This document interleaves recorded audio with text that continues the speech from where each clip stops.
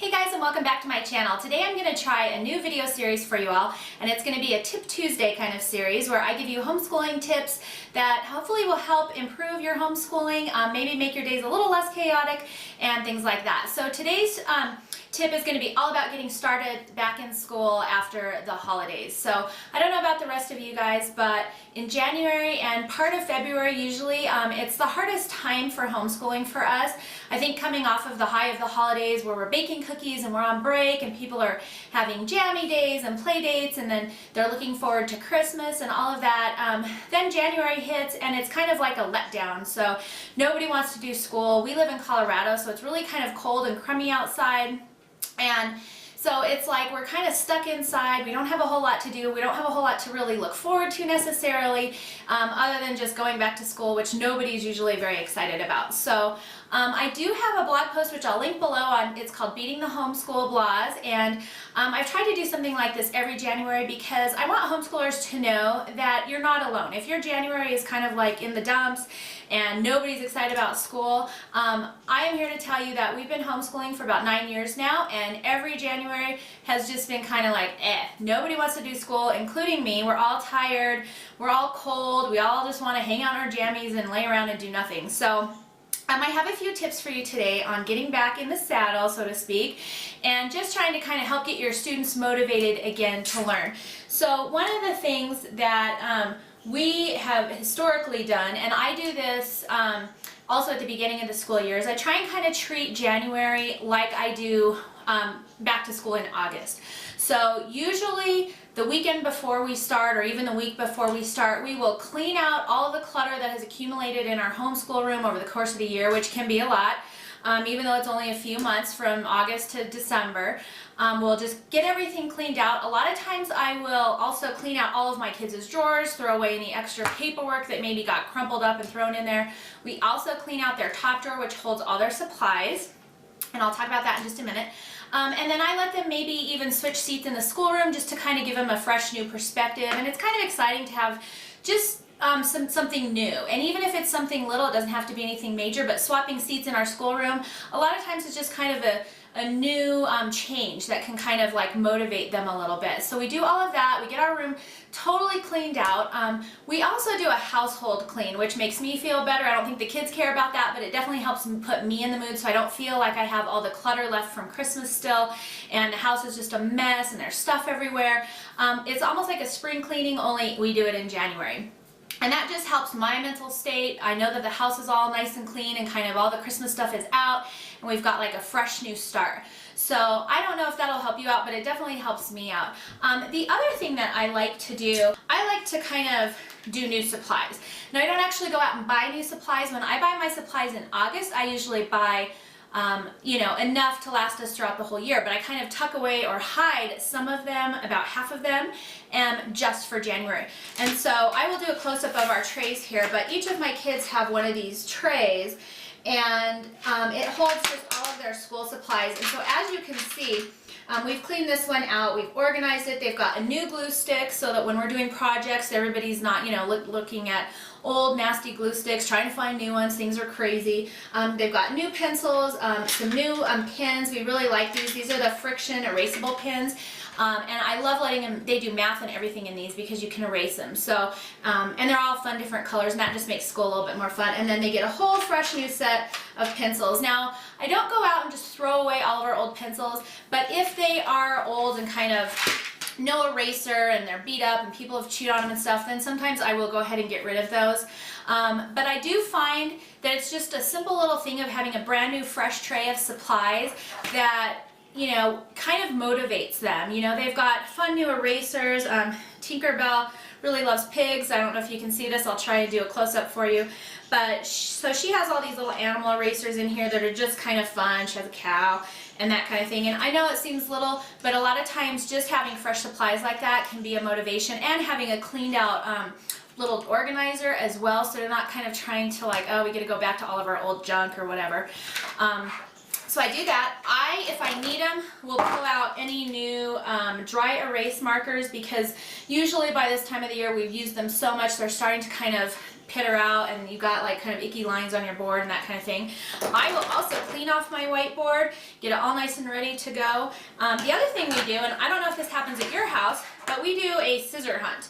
And so we go and find all of our scissors that have somehow left the schoolroom and made its way throughout my house.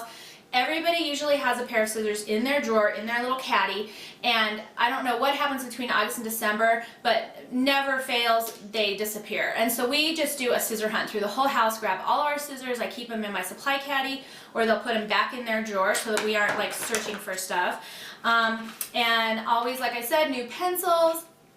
I also get the kids, they each keep track of their worksheets. A lot of times we don't pull them out of their workbooks, and so they use these little tabs.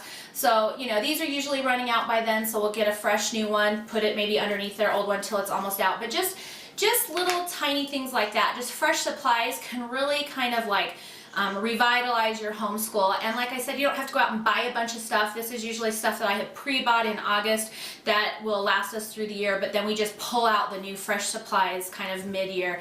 The last thing, and I do this before we start school, usually over the break, is I kind of reassess our curriculum and what's working and what's not working. And this year I think we've been pretty happy. I will link my post below, but I did do a mid-year evaluation of our curriculum, and we did get rid of a few things that just weren't working.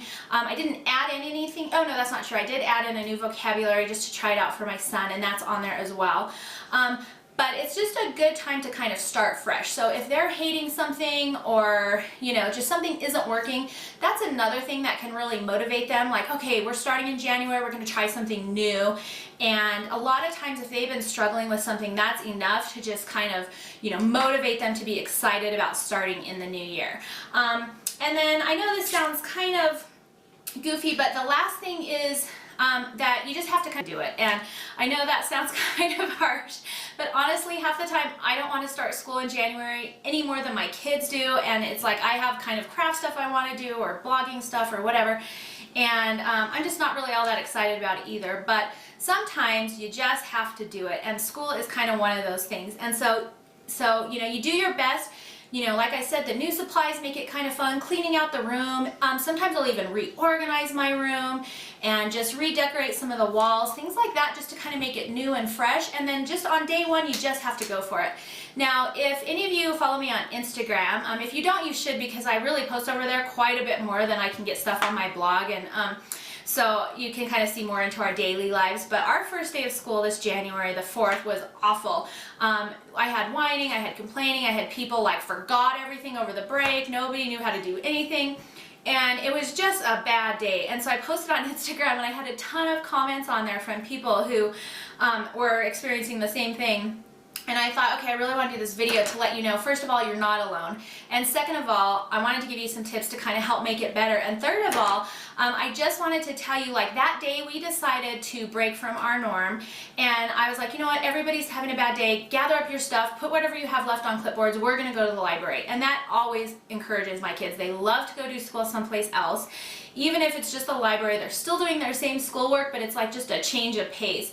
And so we stopped half the day, we ate our lunch, and then we took off to the library. We finished our school there. Everybody, as soon as they're done doing school, they got to go look around, pick out some brand new books to bring home, some new audiobooks. They love those.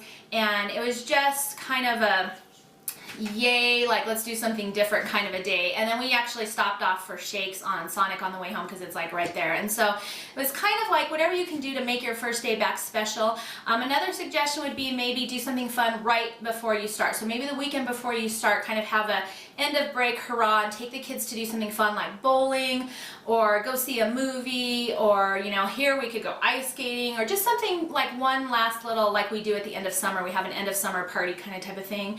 You can do the same thing at the end of the holidays before your break start, or before you start back up in January. Just like a yay, break's over, let's go have one last fun thing before we start. The other thing I like to do is a nice breakfast that morning. Just make sure everybody is well fed and sort of ready to go. And then this last one is kind of, you know, personal, but As homeschoolers, I think we can tend to get into the, we get up, we brush our teeth, we eat breakfast, we're still in our jammies, we're kind of doing school, nobody's brushed their hair, whatever. And then if we have to go out, we'll get ready. I have always had a rule in our homeschool that they need to get up and get ready in the morning, make their beds, brush their teeth, brush their hair, get dressed, and all of that stuff. I do let them have jammy days if it's actively snowing. So if there is snow falling from the sky, they are allowed to have a jammy day. And that does two things. One, it keeps us kind of, not so homeschoolery. I don't know how else to say that, but, like everybody else in the world gets up, gets ready, goes to work or whatever. And, if it's just a crummy day outside and it's not actively snowing, sometimes I'll be like, yeah, let's do jammy day, we're not going anywhere. But if it's snowing, everybody's really excited. It's like, oh yeah, we get to do a jammy day, and it makes it something special instead of the we wear jammies every day, so whatever, we're just, kind of used to it. So it makes jammy day something special. And it also kind of just, when you get up in the morning and take a shower and do your hair and get dressed, it just helps your body wake up and get ready for school. And so I find that when we are doing that, my kids are a lot more alert and kind of ready to go, because, I wouldn't obviously send them off to the school bus having, crazy hair, no teeth brushed, and just in there jamming, like, okay, let's go learn. No, I want them to get up and get ready. And that might kind of sound sort of harsh, and homeschooling has all kind of flexibility, so don't email me saying I'm like a horrible homeschool mom or anything. But that's just kind of what we do here, and that's how I help our kids to just, just get up and be fresh and ready to go for the day. The other thing that we always do is we start off in our devotions and in God's Word, because I find that if we're praying and we're in God's Word, that also helps our attitude tremendously. It helps my attitude tremendously.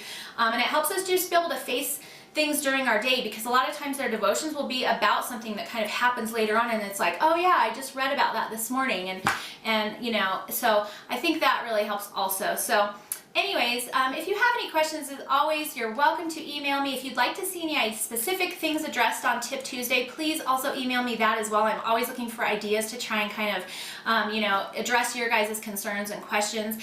And anyways, I hope you like this video. I hope it helps inspire you for January. I hope it helps you realize you're not alone in the homeschooling of January. And yeah, I just hope it helps out your homeschooling in general. So I hope to see you next time for Tip Tuesday.